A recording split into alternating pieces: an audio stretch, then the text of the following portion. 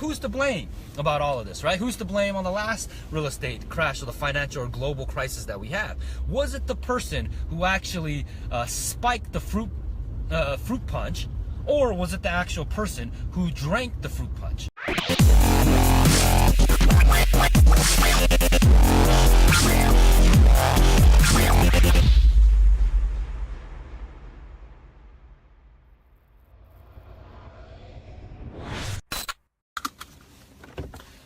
What's up, everyone? Jeff Koga here, and I want to actually make this quick video. It's another beautiful morning. I'm headed to the office right now. What time is it? 5:54. I left the Coffee Bean, my local coffee shop, and I want to record something called "Why You Guys Need to Stop Calling Millennials Lazy." Okay, you really do. Okay, and I'm going to talk about and try to argue and present a case on who the worst generation is, ladies and gentlemen. All right, so this all sparked from a video that was produced by Sinek, where he's on he's being interviewed, and he's basically presenting his case on why millennials are entitled, lazy, and basically crybabies. All right, now, is there some truth to? Well, it all depends on what lens you're looking through. Why? Is because I'm a firm believer that every generation, regardless if you're in Generation X or a baby boomer, there are lazy people regardless, right? So if you look at the population as a whole, and if you define what is lazy, I think that's what it starts off first, right? What is defined lazy? Is it being defined lazy as saying, hey, the person who's not living up to potential, is that considered lazy? Is it lazy because they're not a productive individual in society? Okay, that can be defined as lazy. So regardless of what you define lazy as, I think it starts from there. And I'm a firm believer that in the population, there's always a small percentage of individuals that are freaking lazy.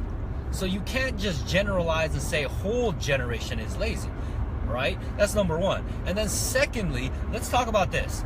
All right, which is, who is our parent? And I happen to be kind of the early millennial because I'm a mid-80s baby, okay? So I see both sides of the Gen X's, and a lot of my mentors are baby boomers that are successful business owners and entrepreneurs, and I've heard their argument.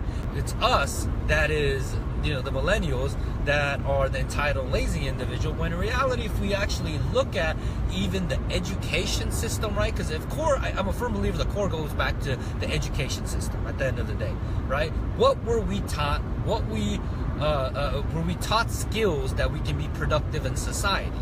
All right, so the generation before us, like the Generation X's, so you must be your ages are like in 40 or 50, and then the baby boomers, right? That means that you're in the 60s or 70s or whatever. Then guess what? That means that you created an educational system that was made for the industrial age, right? Meaning, hey, follow a system, be kind of like a robot, do what you're taught. All right, to even a point where a gentleman named Henry Ford, right, when he created the actual Model T, all right, there was obviously different models before that, and when he started creating the Model T and he went to mass production, one of the things was he took a lot of the agricultural workers and brought them into the factory.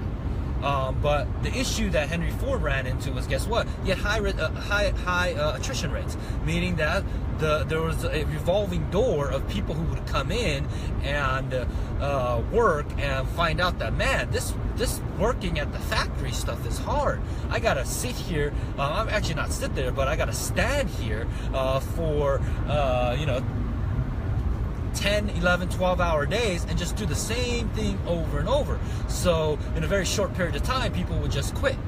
And it was really impacting Henry Ford's business, Ford Motor. So he did something that was really revolutionary at that time, where he came out in the public and all of his investors and stuff like that really went against him, which was, he said, hey, we have to increase what we're paying. And I believe he increased and doubled the wages of what he was originally paying them. I think they were paying him like a couple dollars, and then I think he went to like close to like was it like $3-4 or something like that, okay? And that was unheard of at that time. So when they did that, guess what? He got a flood of people wanting to work at his factory. And that's what allowed him to, guess what, grow his business to a multi-billion-dollar company that today, still to this day, exists. And then from there, he's created spin-off businesses from there, like Kingsford Charcoal, which we can talk about at a later time. But with that working environment, the educational system was taught to say, hey, remember this thing, hey, remember the encyclopedia, right? Remember how to use this, and basically it's a memorization. And then now, fast forward time now, as technology has evolved, education system hasn't changed at all, right? We're still taught the same thing. I think some of the younger generation, they're finally trying to put in more of like creative problem solving, and but we're still taught things as if we're still working in the industrial age, when reality is that we have to change our educational system, because it has to be taught as really information is commoditized, meaning with the click of a button, like you're watching this video, hearing my voice, is that you can find the answer literally to anything by understanding how to use this simple little machine that fits in the palm of your hand. So really, to be productive in society, you have to have what? Creative problem solving. So here's my biggest rant on this, okay, and why this is kind of a long-winded position on saying why we are not the laziest generation. In my opinion, I know tons and tons of people in my age group that are hard workers. They're working hard. A lot of them do not complain, and all we do is we just grind it out. It just happens to be the work environment is not made because a lot of them realize that, hey, you know what? The stuff that we were taught in school is not applicable. You can't apply it to actually get a job. Now, let's ask that question. Where did we learn this? Well, we learned it from our parents. Right? Parents told us to go to school, go to college, get a good job, get a degree, work for a corporation. Because that's what their parents were taught, and it worked for that generation, like the baby boomers, all right? And then it kind of sort of worked for a Generation X, yeah. Okay? But we know for a fact, for the millennials, anyone born like after 1980 or mid-1985, depending on who you talk to, right? It's not working. And I'm a believer that our generation, we're the most educated in terms of having access to information. So because of that, we're not listening to those quote-unquote old cliche sayings. So we're questioning the norm, and that's where a lot of disconnects are happening. So let me talk about in the business world, right? For me, what I see is because a lot of my customers that buy my stuff, right, is people in the Generation X, right, as well as baby boomers. And a very small percent of millennials. Why? Is because I position a lot of my products to help out people that are already running businesses, not just starting off, okay? So it's not a good fit for them. But what I've realized is the people that are buying some of my products, right? And I hear this from other people who are in the consulting, the service sector, consulting service sector, as well as other entrepreneurs like in the startups and stuff like that. I hear this all the time, is that who's actually telling them that, hey, their business model is not going to work, right? Like, for example, okay, big one like Uber. Uber came out, and who actually said it's not going to work is the much older generation. Says, hey, that's a crazy idea. That's not going to work, right? And who still to this day complain about that business model, right? People that are own taxis, right? People that are older generation, because they did not change with the market. Now let's talk about in the real estate business that I see a lot. All right, people are really getting upset at a company like Zillow, Redfin, Trulia. All right, these tech companies essentially that's controlling almost 60-70% of all the web traffic for the real estate industry, in terms of the real estate consumer who are hopping on the internet to search for homes to buy. They're going to like Zillow, they're going to Redfin, they're going to Trulia. And when they're doing that, who's complaining? Is a lot of the older real estate professionals. right? Saying, oh my gosh, they're the evil company that's coming in, and they're upset because their MLS has basically sold them out, because their MLS, or the multiple listing service, right? For those folks that don't know, was literally giving the data pretty much for free to Zillow, and then Zillow took that data. Now they're coming back around, and guess what? They're selling leads back to the real estate agent, and a lot of people are upset about it. They're like, oh my gosh. When the truth is, people didn't change with the market. And no one really cares, and the market will show you who actually are innovating. And if you're not, then you're going to be out of business. And I know that for a fact, because a lot of the real estate pros that I worked with before the last crash, right, they went out of business, all right? Some of them never came back. Now, some other people, they came back, and instead of them running their own brokerages, some of them have decided to actually work with other people that were better operators than they were. All right, which is nothing wrong with that too, because I'm a believer that, hey, when the market shifts and the market change, those who position themselves will be able to capitalize regardless of what it is. And here's another one, right? The smart millennial business owners currently right now that knows that, hey, we're going to enter sooner or later in a bear market. I believe that the real estate market is still going to take off, right? I think we got still a couple more innings to go, and it might be the fact that we might only be halfway through the baseball game, honestly.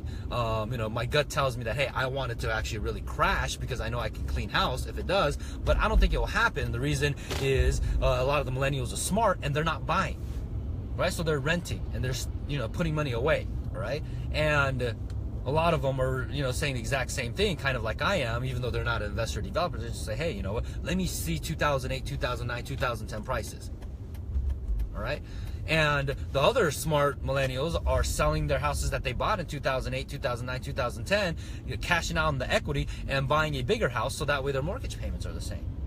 Right? They're doing really smart moves. I get kind of emotional when other people call out our generation, which is I get it. Hey, it's a talking point, and when it comes to kind of like the quote unquote fake news and headline news that gets people riled up, hey, why not? Who's to blame about all of this, right? Who's to blame on the last real estate crash or the financial or global crisis that we have?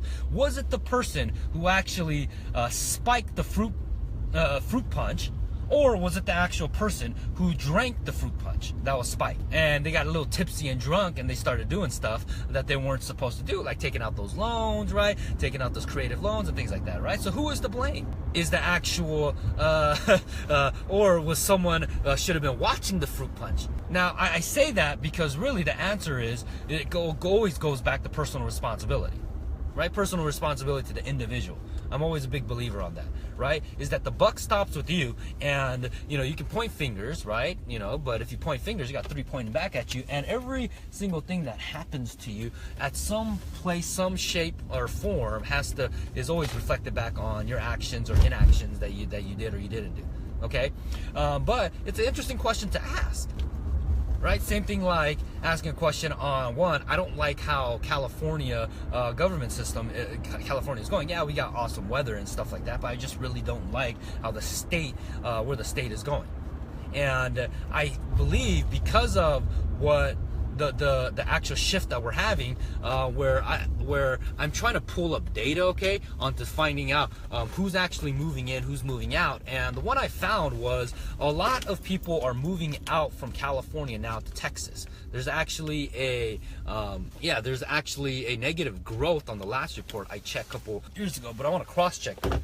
And I would like to really know that. The number one issue with all of this stuff, right? And when you start putting labels on stuff, right, like generations, and I'm purposefully doing this, right, in this video, is because obviously I'm a marketer and a sales and marketing guy, and I want people to, whoever's watching this later on, to be able to see that, hey, you can do this to divide people, but then what you want to do afterwards is always unite people, all right? And I think that's where really the change that we need in this country is going to happen, right, regardless of what it is. So I know it's kind of fragmented topic on this, but let me know your thoughts. Leave a comment below. Are millennials truly lazy and entitled, or was it the exact same thing happened to other generations as well? Let me know in the comment box. This is Jeff Go. Gotta get in, get some work done. Love y'all. Take care. Bye bye.